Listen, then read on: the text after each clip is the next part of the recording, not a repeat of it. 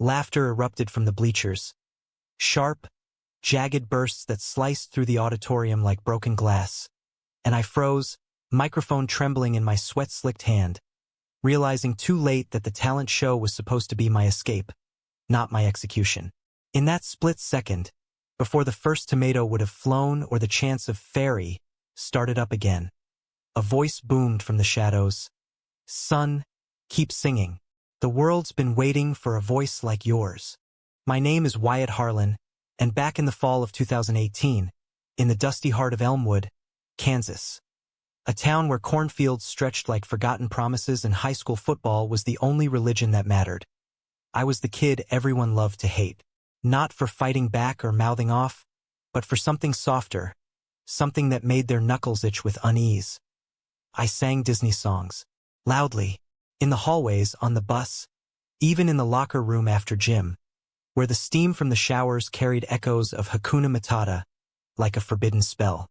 It started innocent enough, back when Mom was still around to belt out "Part of Your World" while scrubbing dishes. Her voice a lighthouse in the fog of Dad's endless overtime shifts at the grain elevator. But after she left, packed up her dreams and a suitcase for LA when I was 12, singing became my armor, flimsy as it was against the barbs of small-town scrutiny. Elmwood High wasn't built for kids like me. We were a speck on the map, the kind of place where the annual fair's biggest thrill was a demolition derby and the local diner served governor's pie, in honor of some long-ago visit that no one under 40 remembered. I was 15, lanky with freckles that dotted my nose like misplaced stars. And yeah, I knew I was different. The way my heart stuttered when Jake from the wrestling team flashed that crooked grin, or how I'd linger too long in the art room sketching princes instead of tractors. Gay? Maybe.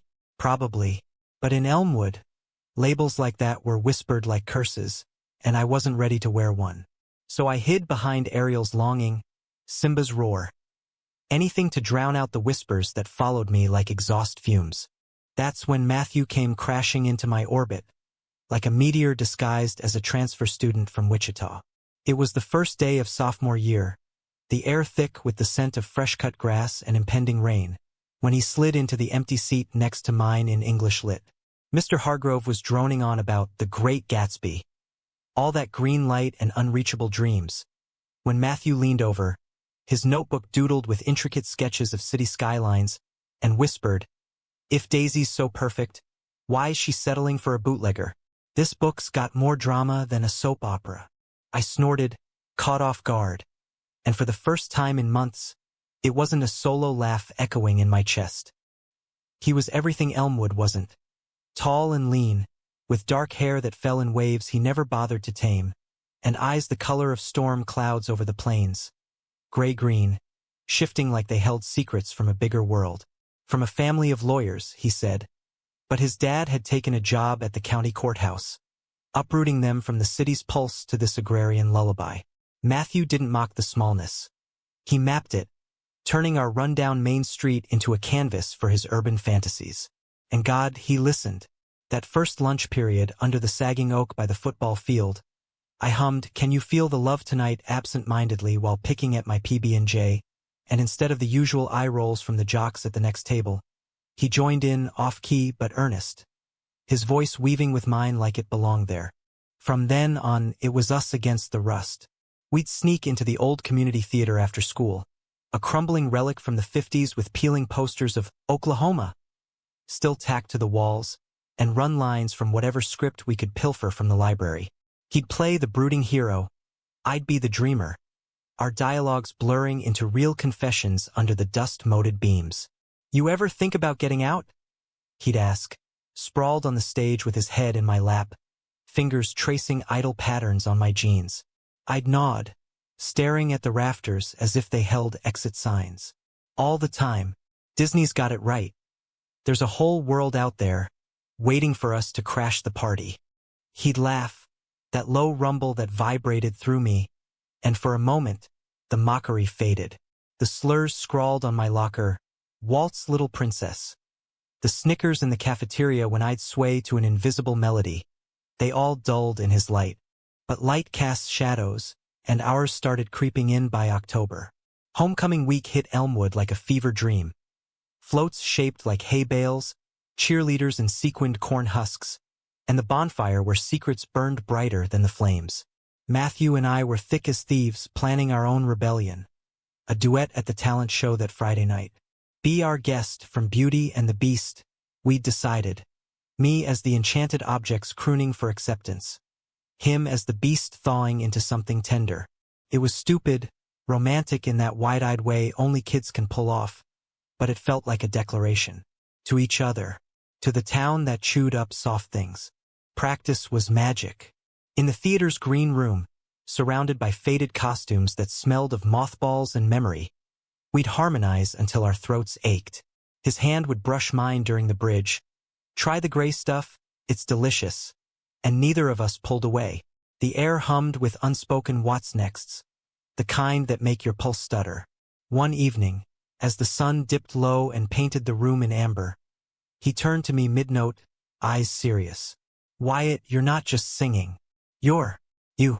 And that's enough to make this whole damn town wake up. I wanted to kiss him then, to bridge the gap with something bolder than lyrics, but fear clamped down like a vice. What if he laughed?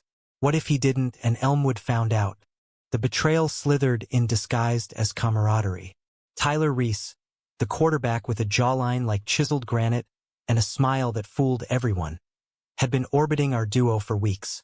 He was Matthew's lab partner in chem, the golden boy who could do no wrong, until he started needling me about the songs. Come on, Harlan, save the fairy tales for bedtime, he'd say in the halls, his buddies snickering like hyenas. But he played it cool, invited himself to our practices, claiming he needed vibes for his own guitar solo. Matthew shrugged it off, Tyler's harmless. But I saw the flicker in his eyes, the way Tyler's arm slung too casually over his shoulder during lunch. It built slow, that fracture.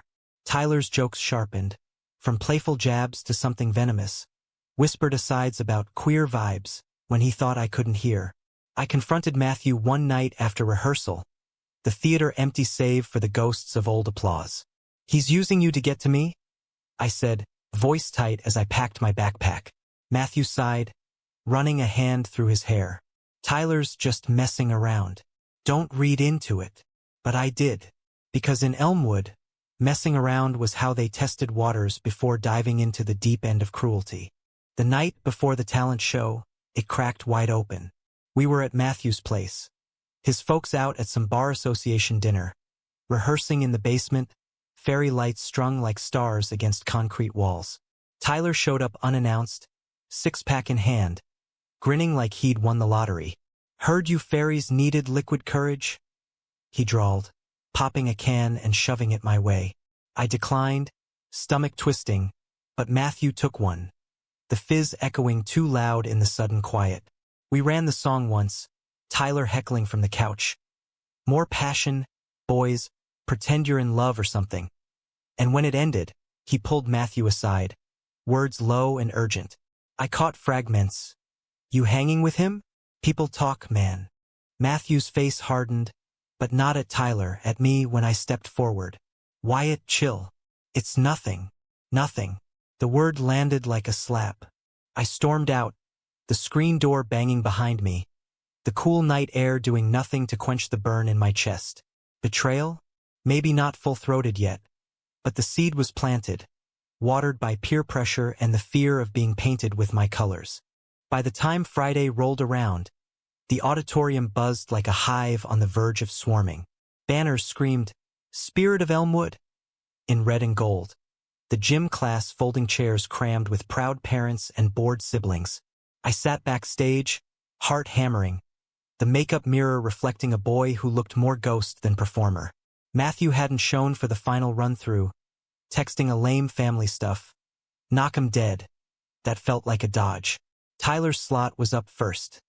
A half-assed acoustic cover of some country bro anthem, met with whoops and stomps.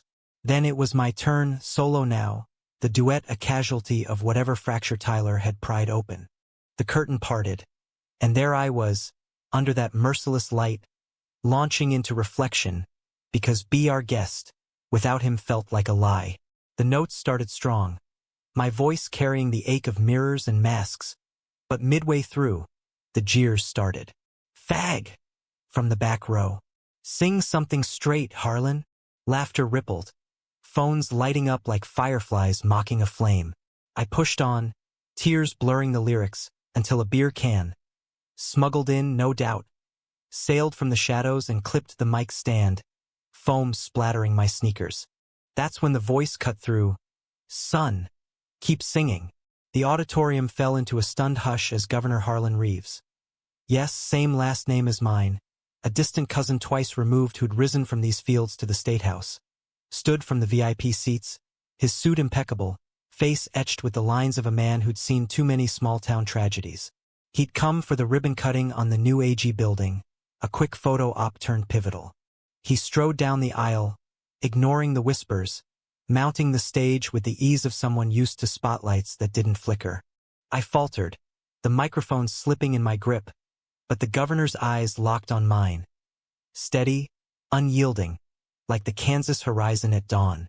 "Finish it," he said softly, not a command but a bridge, his voice carrying the gravel of backroom deals and back 40 wisdom.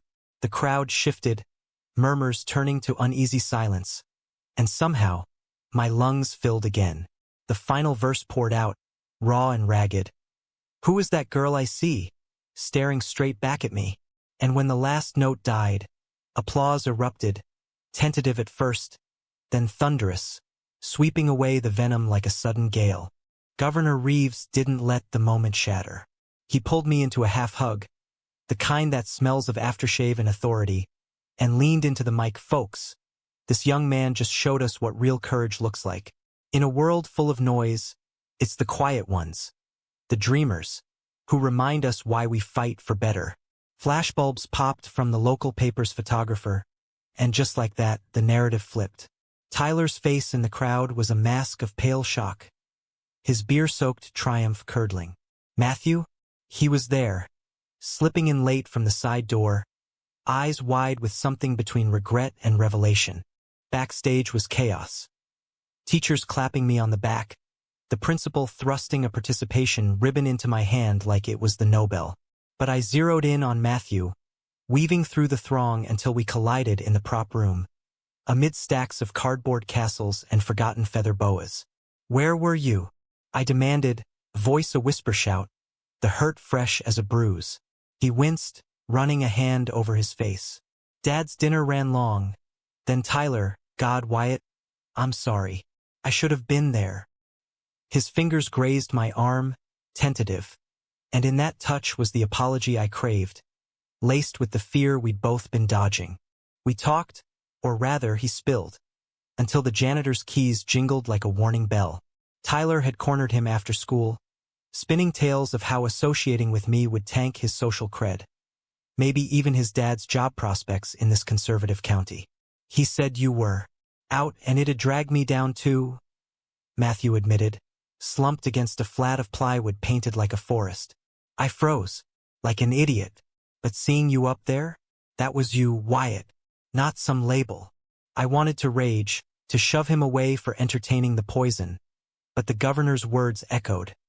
Courage isn't absence of fear. It's singing through it. So I nodded, the knot in my chest loosening just a fraction. "Prove it, then. Next time." The fallout hit Elmwood like a twister. By Monday, the local news cycle, such as it was, a segment on Channel 7 between weather and hog prices, aired clips of the governor's impromptu speech, tagging it Elmwood's voice of change. My phone buzzed nonstop. Texts from cousins I barely knew. A voicemail from Aunt Lena in Topeka gushing about family pride. Even Dad, who usually communicated in grunts over meatloaf, clapped me on the shoulder that night at the kitchen table. "Heard you made the big man take notice." Harlan blood runs true, I guess. It was the closest he'd come to affection since Mom left, his calloused hands folding the paper with my blurry photo front and center. But glory's a fickle friend in small towns. Tyler didn't slink away, he doubled down, rallying his crew with sly digs in the halls. Governor's pity play doesn't make you less of a joke. And anonymous posts on the school's barely moderated Facebook group, memes twisting my song into punchlines about queer quarks and cartoon closets. Matthew stuck close, ditching Tyler's invites and joining me for lunch under the oak, where we'd dissect the drama like scenes from a Sondheim musical. Our friendship deepened, edges blurring into something electric. One crisp afternoon, as leaves skittered like confetti across the field, he pulled out his phone and played a bootleg recording of our missed duet. "We owe the world this," he said, and when our voices overlapped in imperfect harmony, his knee pressed against mine, deliberate, lingering. Fall slipped into winter, the fields blanketing in frost, mirroring the chill in the air between us and the town. The governor's intervention had sparked a flicker, counselors droning about inclusivity in assemblies, a GSA club poster fluttering defiantly in the hall, but embers die quick without fuel. I threw myself into music, auditioning for the spring musical, Into the Woods, fittingly twisted, while Matthew sketched our story. Me as the witch, him as the baker, navigating thorns of judgment. Late nights at the library, poring over sheet music, our hands would brush over pages, sparks jumping like static on wool. "What if we ran away?" he'd murmur, pencil hovering. "After graduation, hit the road, chase that whole new world." I'd smile, heart swelling. "Deal. But only if we stop for corn dogs in every state." The betrayal's second act dropped like snow in April. Unexpected, blanketing everything in white-hot rage. It was mid-February, the talent show's echo still warming me against the wind, when I found the letter in my locker. No envelope, just folded notebook paper, scrawled in block letters. "We know what you and pretty boy do after school. Keep singing, fairy, or everyone sees." Attached was a photo, grainy, printed from a phone. Me and Matthew in the theater, heads bent close over a script, his hand on my shoulder. Innocent, but in Elmwood's lens? Incriminating. Panic clawed up my throat. Who? Tyler, obviously, but how? We'd been careful, or so I thought. I confronted Matthew at lunch, shoving the evidence under his tray, my face burning. "This is your fault." Inviting him in, letting him watch. He paled, fork clattering. "Wyatt, I swear." But the doubt festered, a weed choking our fragile bloom. That night, I biked to Tyler's place on the edge of town, the Reese farm lights glowing like accusatory eyes. He answered the door shirtless, smirking through the screen. "Harlan, come to serenade the cows." I thrust the photo at him. "Cut the crap. Delete it. Now." He laughed, low and mean. "Or what? Cry to your governor uncle." It escalated fast, him grabbing my wrist, me yanking free, the scuffle drawing his dad out, shotgun in hand like it was Tuesday. "Get off my property, boy," Mr. Reese bellowed, and I fled, gravel spitting under my tires, tears freezing on my cheeks. Back home, Dad was waiting, the letter clutched in his fist, delivered anonymously, of course. His face was thunder. "What the hell is this, Wyatt? You, with that boy?" The words hung, heavy as the Bible on the shelf. I braced for the storm, the disowning, the pray it away sermon from Pastor Ellis. But Dad just sank into his chair, rubbing his temples. "Your ma. She always said you had her heart. Soft like that. I ain't losing you too." It wasn't acceptance, not fully, but it was a crack in the door, light spilling through. Matthew showed up at midnight, stones at my window like some rom-com cliché. We sat on the porch swing, breath fogging in the cold, and he confessed. Tyler had tailed us once, snapped the pic during a casual hang. But the letter? That was Matthew's doing. No, wait, he swore it wasn't. But the seed of suspicion had rooted deep. "I told him to back off after the show," he said, voice breaking. "Punched him, even. Lost my spot on the debate team for it." I searched his eyes, found only truth mirrored back. "Then why does it feel like you're pulling away?" He cupped my face, thumb brushing a tear track. "Because I'm scared of losing you to this place. But I'm in, Wyatt. All the way." We kissed then, under the sagging eaves, tentative and world-ending, lips soft, tasting of peppermint and promise. It was clumsy, hearts hammering in sync, but it sealed us, a vow against the venom. From that night, we were boyfriends in secret, stealing moments in the theater's wings. whispering futures over shared hoodies. The photo threat loomed, but we planned our counter. Go public on our terms. At the spring musical's finale. Spring thawed the ground, but not the grudges. Rehearsals for Into the Woods consumed us. Me as Jack, climbing beanstalks of self-doubt. Matthew as the narrator, weaving our tale with wry asides. Tyler lurked in the periphery, benched from the team for some infraction, karma, perhaps, his glares like daggers. The GSA advisor, Ms. Patel, a no-nonsense transplant from Chicago, caught wind of the bullying, pulling me aside after a scene. You've got a voice that shakes foundations, Wyatt. Don't let them mute it. Her words echoed the governor's, fueling the fire. As opening night approached, the air in Elmwood crackled with anticipation. Not just for the show, but for the undercurrents swirling beneath. The governor had invited himself back, this time for a youth empowerment speech tied to the production. His office touting it as a follow-up to the talent show Miracle. Local buzz painted me as the poster child for resilience, but I felt more like a tightrope walker, one gust from plummeting. Matthew and I navigated it hand in hand, literally during stolen walks along the creek behind the school, where willows dipped like conspirators and the water murmured approvals. Our romance bloomed in those margins. Notes slipped into lockers quoting, "A dream is a wish your heart makes." Mixtapes of Broadway cast recordings burned onto CDs, old school, because Matthew insisted on the romance of it. He'd sketch me mid-song, capturing the curve of my jaw when I hit a high C, and I'd tease him about his Cinderella complex. But beneath the whimsy lurked the real. Family dinners where Dad-eyed Matthew's visits with gruff tolerance, Mom's sporadic emails from LA laced with guilt-tinged pride. Saw the clip, "Baby, you're braver than I ever was." Betrayal's shadow lingered too. Tyler's silence was a coiled snake, and anonymous emails pinged my inbox. TikTok, lovers. Elmwood's watching. The climax brewed on a humid May evening, the auditorium sweltering under makeshift AC units that wheezed like asthmatic ghosts. Into the Woods was Sondheim's labyrinth of wishes gone awry. Perfect for us, a metaphor for chasing dreams only to tangle in thorns.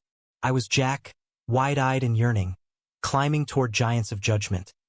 Matthew, offstage mostly, gripped my hand before curtain, whispering, "No more hiding. After giants in the sky, we tell them the plan." During bows, we'd step forward together, hand in hand, turning the applause into acknowledgement. Ms. Patel had prepped the cast, a quiet nod to allyship, and the governor's presence added gravitas. A safety net, we hoped. Act 1 unfolded smoothly, the audience. A mix of farmers in flannel, teachers in sensible cardigans, and a smattering of out-of-towners drawn by the hype, leaning into the fairy tale frenzy. My Giants in the Sky solo was the pivot, perched on a rickety ladder rigged as a beanstalk, voice soaring over the orchestra pit, spilling vulnerability about vistas unseen and fears conquered. The lyrics hit personal. "Careful the things you say, children will listen." And as I descended to thunderous cheers, I spotted Tyler in row 5, arms crossed, jaw set like he was daring the world to crumble. Intermission buzzed with lemonade and whispers. Matthew pulled me into the boiler room for a quick recharge, our kiss fierce and affirming, tasting of nerves and nectar. "We're giants now," he said, forehead to mine. "They can't touch us." But doubt gnawed. Who was they? The photo had gone viral in whispers, a digital specter haunting group chats. Back on stage for Act 2, the plot darkened. Witches cackling, princes straying, wishes unraveling into moral quagmires. My Jack grappled with the giant's rage, a stand-in for Elmwood's underbelly, and when the baker's wife fell, symbolic casualty of secrets, I poured real grief into the lament, voice breaking on "No one is alone." The finale built to frenzy. Cast in a circle, weaving through "Children will listen," harmonies layering like confessions. Bows came, spotlight sweeping, and there it was, our moment. Heart pounding, I grabbed Matthew's hand as he joined from the wings, pulling him center stage. The crowd hushed, sensing the shift. As we faced them, fingers interlaced, my free hand raising the mic, "This show's about paths we choose." I started, voice steady despite the quake in my knees. And tonight, Matthew and I are choosing ours together. As who we are. Love isn't a fairy tale. It's the fight to make it real. Applause faltered, then surged. Some standing, others frozen in discomfort. But Tyler exploded it all. From the aisle, he lunged forward, phone aloft, the damning photo projected via some hacked AV setup onto the back screen. Us in the theater, caption flashing Elmwood's little secret. Gasps rippled. A parent clutched pearls. Another boo escaped. Liar. Freak. Tyler bellowed, face twisted in betrayal's ugly mask. Not just mine, but his own. The quarterback unmasked as the villain in his crumbling narrative. Chaos erupted. Cast members shielding us. Ms. Patel signaling stagehands to kill the feed. Matthew shoved forward. Fists clenched. You did this? After everything? Tyler sneered. Had to, man. You're ruining us. But before punches could fly, the governor rose again, this time from the front row, where he'd been unobtrusively seated. Enough! His voice cracked like a gavel, commanding silence. He mounted the stage in 3 strides, positioning himself between us, arm around my shoulders like an uncle's claim. Mr. Reese, sit down, now, or I'll have you removed, not as governor, but as a father who's seen good boys go wrong for lack of grace. The auditorium held its breath. Tyler deflated, slinking back under the weight of eyes. His dad's included, stony from the wings. Governor Reeves turned to the mic, face alight with the fire of a man who'd clawed from these same soils. I've stood in halls like this across Kansas, talking budgets and bridges. But tonight's about the bridges we build in here. He tapped his chest. Wyatt Harlan isn't a punchline. He's a pioneer. And Matthew? He's the kind of friend, partner worth fighting for. We mock what we fear, but fear's just the shadow before the dawn. Let's choose light. Tears streamed down my face, hot and unashamed, as the crowd rose. Not unanimous, but enough to drown the dissent. The governor pulled us into a huddle, whispering, "You two started something tonight. Don't stop." Flashbulbs popped anew, reporters scribbling furiously. Tyler was escorted out by security, his empire of whispers crumbling in real time. Backstage was a whirlwind. Hugs from castmates. Ms. Patel's fierce, "I'm proud." Even the witch, brassy senior Lila, planting lipstick on Matthew's cheek. But the real anchor was Dad, waiting in the green room, eyes misty under his ball cap. Saw the whole thing, son. Wouldn't trade you for all the corn in Kansas. Matthew's parents arrived late, his mom enveloping us both in a perfumed embrace, Dad nodding gruffly. Handled that like men. Real ones. The after-party at the diner was subdued magic. Pie slices the size of hubcaps, locals trickling in with awkward handshakes and nice jobs. Tyler's crew scattered, some texting apologies that I delete unread. But the betrayal's sting lingered, a bruise on our triumph. As Matthew and I slipped out to the parking lot, stars pricking the velvet sky, he squeezed my hand. Was it worth it? I asked, leaning against his truck. He kissed my temple. Every thorn, because now, we're the story. Yet stories twist, and ours did in the quiet hours. News vans descended by dawn, the governor's speech going statewide, painting Elmwood as a beacon of progress. Petitions circulated for anti-bullying policies. The school board, cornered by cameras, promised reforms. I fielded calls from scouts, actual theater programs in Kansas City, even a scholarship nod from Wichita State. Matthew's sketches caught an agent's eye online, whispers of art school in Chicago. But Tyler? He vanished from classes Monday. Rumors swirling of a family moved to dodge the scandal. Good riddance, part of me thought. Karma's echo, the rest. Our deepened bond was the true reward. Lazy Sundays at the creek, debating Disney endings. Happily ever after's a lie. It's happily ever starting, Matthew quipped, his head on my chest as I hummed lullabies from Tangled. Intimacy grew emotional, not physical. Shared journals of fears and fantasies. Letters to Mom that we co-wrote, bridging her absence. Dad even joined us for a screening of The Lion King at the drive-in. Popcorn passed in the truck bed, his silence during Circle of Life speaking volumes. Summer unfurled like a banner of possibility, the heat wave miring Elmwood in a haze of cicada songs and firefly-lit nights. Graduation loomed for the seniors, but for us juniors it was a teaser trailer freedom sent on the wind, carrying us toward additions and applications. The governor's team looped back with invitations. A youth panel in Topeka, where Matthew and I would speak on Voices of the Heartland.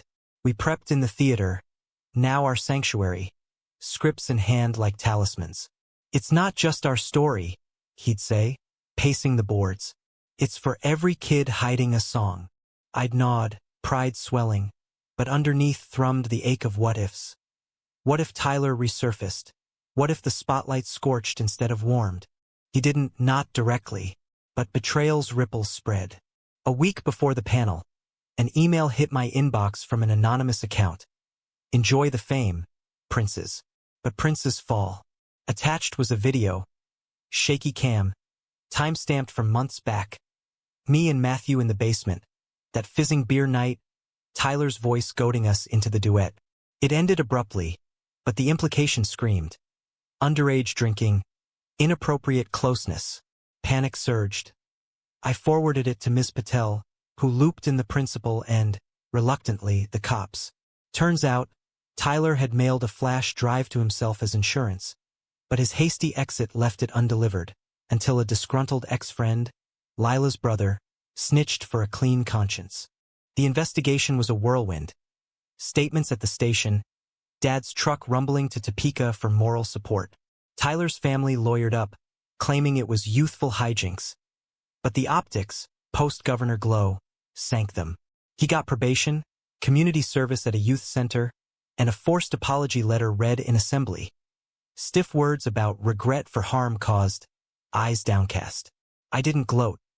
Seeing him broken, the bully unmasked as just another scared kid, twisted something humanistic in me. We're all climbing beanstalks, I told Matthew later, over ice cream at the parlor. Some just chop 'em down first. The panel was electric. A hotel ballroom in the Capitol, flags snapping, cameras humming. Governor Reeves introduced us with a wink. These boys turned my quick stop into a movement, and we took the stage, hands linked under the podium. I spoke first, weaving Disney threads through the narrative. Ariel's voice as my silent songs, Simba's exile as Elmwood's margins. Matthew followed, his artist's eye painting acceptance as a shared canvas. Questions poured, tough ones on faith and family, soft ones on dreams, and we fielded them with honesty that bordered on cathartic.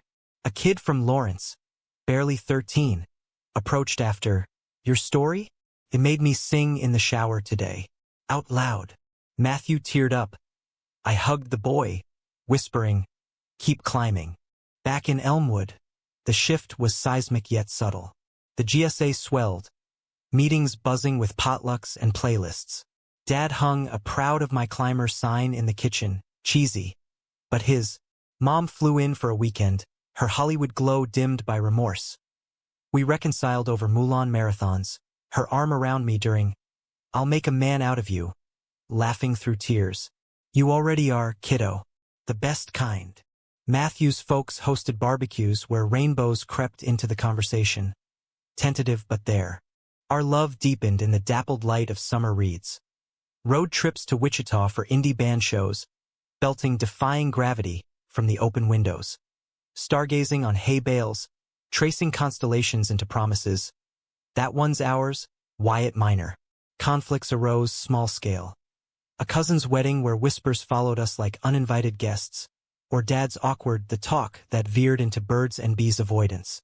But we weathered them, romantic in resilience. Notes in lunch bags, surprise serenades at dawn. Fall brought senior year, a gauntlet of college essays and casting calls.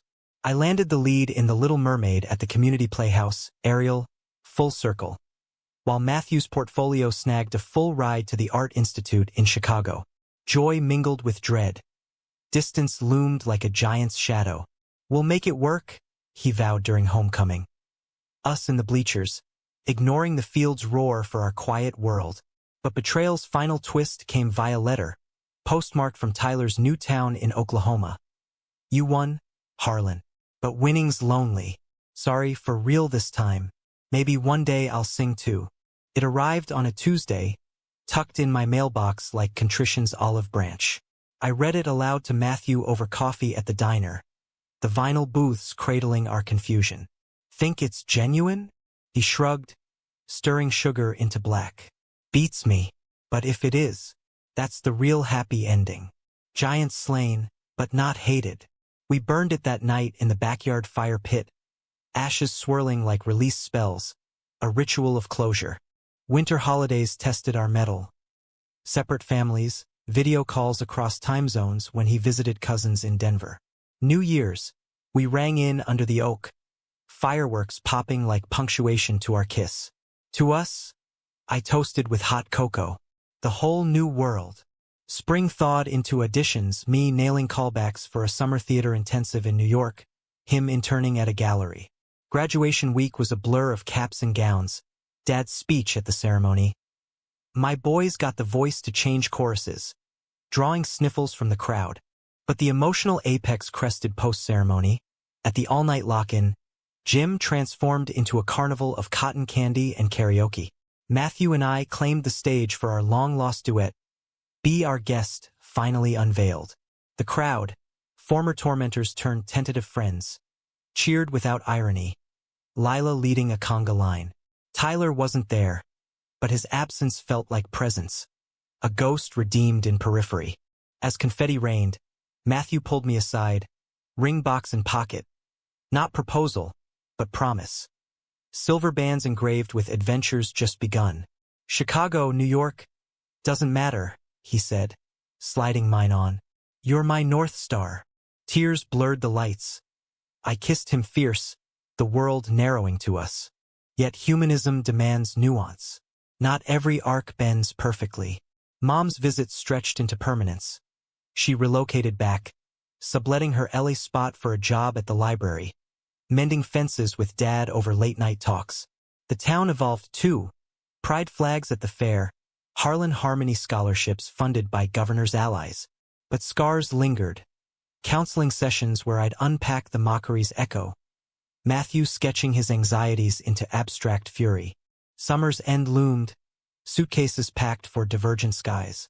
Our farewell was a road trip. Route 66 echoes, stopping at diners for pie and playlists. In a motel outside St. Louis, thunder rumbling. We lay tangled in sheets, whispering fears. What if we fade? I murmured. He traced my ring. Then we sing louder.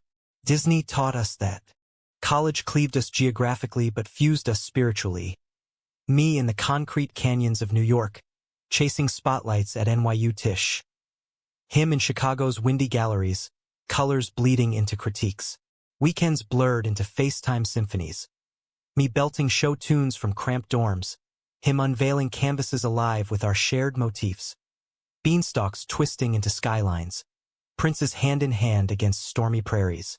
Letters crossed mails, thick with pressed leaves and ticket stubs, bridging the miles with ink and intention. The conflicts evolved, less dramatic but no less poignant. Jealousy over late-night rehearsals with charismatic co-stars. His immersion in a bohemian scene that pulled him toward experimentation. It's art, not attraction, he'd assure during calls, voice laced with guilt. I'd nod, swallowing the lump, remembering Elmwood's lessons. Trust isn't blind. It's chosen. Betrayal specter revisited in subtler forms. A tabloid blip on the Kansas governor's gay nephew. Dredging old photos and forcing us to lawyer up for privacy. Tyler resurfaced too. An Instagram follow from his community college account. A DM. Saw your off-Broadway review. Poot, man. Still can't sing, though. We laughed it off, blocking the past. Climaxes came in waves. My equity card after a workshop production of Falsettos. His solo exhibit, Midwestern Mirages. Selling out to collectors who saw the heartland's ache in every stroke. We reunited for holidays in Elmwood, the town now a way station rather than cage.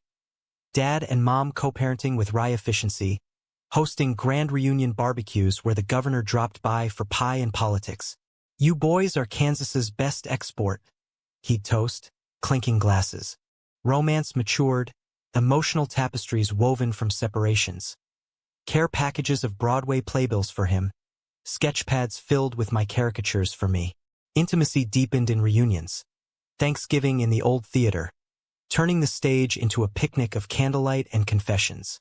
Missed your voice, he'd say, nuzzling my neck. Missed your lines, I'd counter, pulling him into harmonies. The humanistic core crystallized one autumn, 2 years post-graduation, at a gala in D.C. The governor's youth initiative, now national, honoring trailblazers. We flew in together, suits tailored sharp, hands clasped through security.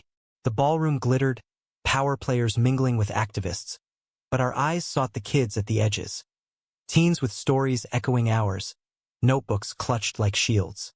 During toasts, Reeves called us up. Wyatt and Matthew didn't just sing. They harmonized a movement. We spoke of thorns and triumphs. The audience rapped. A girl in the front row mouthing lyrics to reflection like prayer. After, in the hotel suite overlooking the monuments, Lincoln's gaze solemn, Jefferson's dome a beacon. Matthew dropped to one knee. Not with fanfare, but quiet certainty. Wyatt Harlan, you've been my duet since day one. Marry me? Let's write the rest together. Tears came, unbidden. I pulled him up, kissing yes into existence. The ring was simple, platinum with engraved notes, a whole new world etched inside. Elmwood hosted the wedding, summer 2023. The theater reborn under string lights, aisles lined with wildflowers and Disney vignettes. Mermaids in the rafters, lions on the altar. Dad walked me down, Mom beaming from the front. The governor officiated, voice booming blessings. Tyler sent a card. Could have been us, but glad it's you. A footnote redeemed. Vows were Sondheim infused. Into the woods, no telling where, but with our coda, and we'll find our way home. Life post-vows was a mosaic. Me touring regional theaters, him curating exhibits that toured too, converging in cities for stolen weekends. We bought a brownstone in Brooklyn, walls echoing with songs and strokes, adopting a rescue mutt named Simba who howled along to rehearsals. Conflicts arose, tour schedules clashing, creative droughts, but we navigated with the tools we'd forged. Open scores, no solos in silence. The true ending unfolded not in grand gestures, but quiet revolutions. Back in Elmwood for Dad's retirement, we judged the talent show. Kids belting Disney without fear. One boy in braids channeling Elsa with unapologetic fire. You inspired this, the principal said. Matthew squeezed my hand. I saw our reflection. Not in mirrors, but in their eyes. Years layered. A family of our own via surrogacy. Twins with his curls and my freckles. Lullabied to a whole new world. The governor's portrait hung in the State House. Our story etched in plaques. Tyler? He came out quietly, a podcaster now, interviewing survivors like us. Redemption's full circle. In the end, it wasn't happily ever after, but humanly ever onward. Loves deepened by losses, songs sung through storms. As I watch Matthew tuck the boys in, humming softly, I think of that spotlight long ago. The mockery, the intervention, the boy who dared to dream aloud. We all did in our ways. And the world, it listened.